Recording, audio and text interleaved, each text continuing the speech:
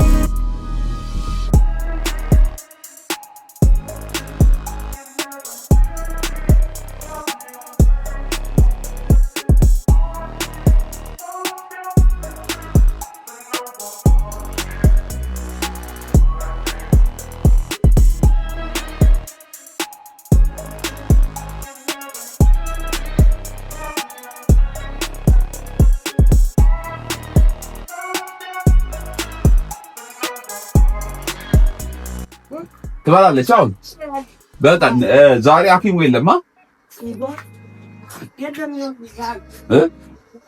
እሑድ አይደለ? ስለዚህ ነገ መታከም አለባቸው ሁሉ እንትን የላትም አመለሱ ግን ትበላለች። እያያት ምግብ በተበላት ታድራለች። ምን እናረጋታለን? ለዛሬ ትጮላት አንተ ቢኖር ጥሩ ነበር። ካለበዛ ግን ጩህላት። ስማ የሷን ፈንታላት ማትበላ ከሆነ ግን ንገረኝ። ናና ምግብ ማትበላ ከሆነ እዚህኛው ሐኪም ጋር እንወስዳታለን። የግሉ ጋር ማለት ነው። ንገረኝ ብያለሁ።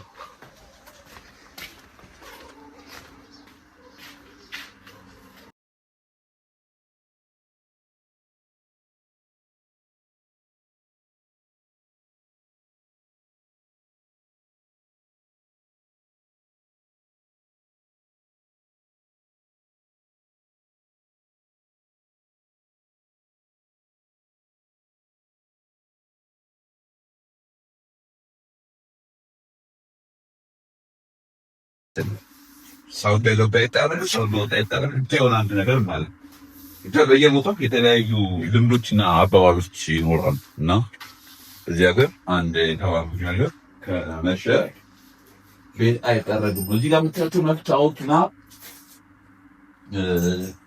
ሞተር ስናስተካክል ነበር እና ሞተሬ ካንዴላው ተበላሽቶ እሱን እያስተካከልኩ ነበር ካርቡሬተር ምናምን እና በዛ እዚህ ጋር እንደዚህ አይነት ቁሳቁሶች የምታዩት ማለት ነው እና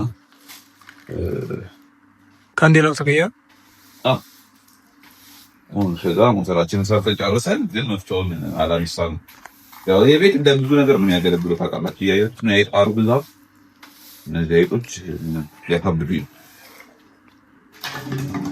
ታይላንድ የነዳጅ መገዛቷ ወደዛ ይገፋል እና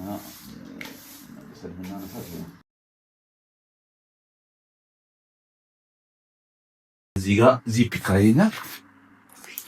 ዚፕዋን ታገለግላለች። እዚህ እንጥላል ቀምጣለች ማለት ነው። ፊውዝ ይታየኛል ምናምን በኋላ እዛ በር ላይ ትደርስ የሚጠቅማቸው ይሆናል።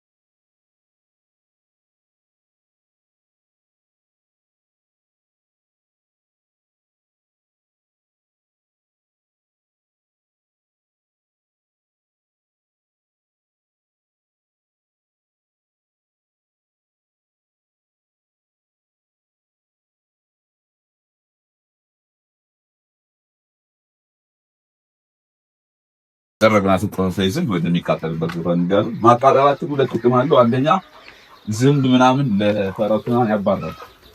ስለዚህ ሁሌም ኮንታ ወደሚልደው ቦታ ለምን እንሄዳለን ማለት ነው።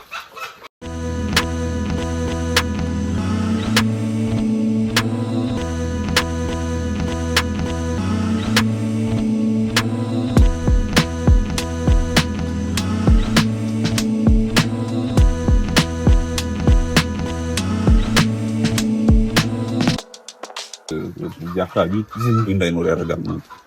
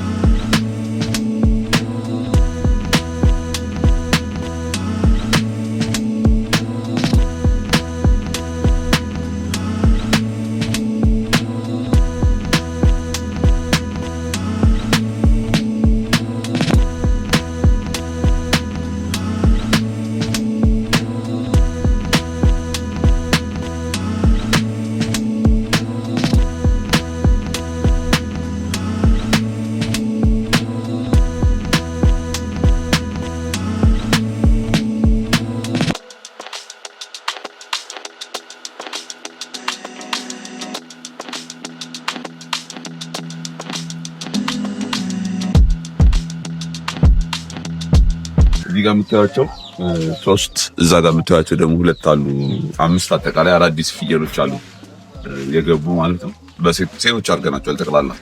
ከዚህ በፊት የነበሩት ወንዶች ነበሩ። የምታስታውሱት ከሆነ በጣም ተንኮለኛ የሚዋጉ ምናምን ፍየሎች የነበሩ እና አይወልዱም ወንዶች ስለሆኑ ማለት ነው። አሁን ግን ያው ተስፋ እናደርጋለን ከዚህ በኋላ ፍየሎቻችን እየወለዱ ቁጥራቸው ይጨምራል ብለን በአጠቃላይ 6 ሴትና 1 ወንድ ፍየሎች ኖረናል ማለት ነው። እዛ ጋር የምታያቸው 2 እዚህ ጋር የምታያቸው 3 እነዛ ተሽጠው የተገዙ ናቸው ማለት ነው።